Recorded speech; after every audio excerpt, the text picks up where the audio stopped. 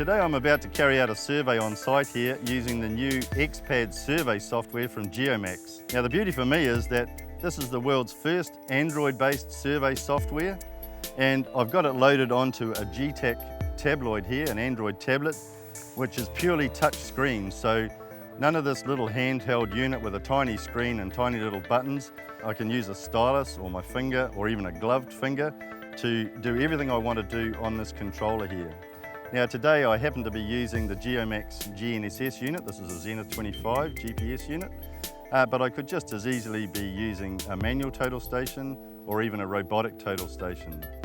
So I've got a big screen here, high contrast, big icons, very easy to see and very easy to maneuver through the Xpad software.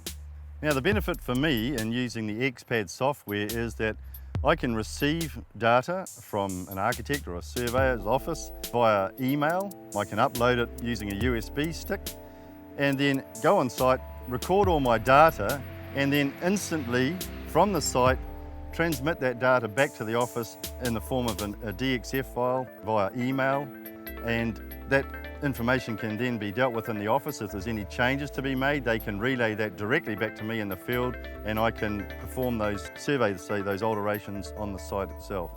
When I've finished, I can then export my data set for the plan back to the office using email, or I can just upload it straight into the cloud and it's accessible to anybody else to get access to that data. The Android base allows me to view my data set, the survey points in fact, either on Google Maps or even on Google Earth, and that would help me to perhaps locate those points in the first instance, and certainly to present the data that I've recorded in a very useful format. Now with the Xpad survey software, I have a full survey suite of functions at my disposal on the touchscreen here. That would allow me to draw points obviously, but also lines, arcs. I can record the position of manholes with the correct icons. I can even draw a sketch onto a photograph that I take on site showing particular features that I want to draw someone's attention to. Being Android based, we can use what's known as augmented reality.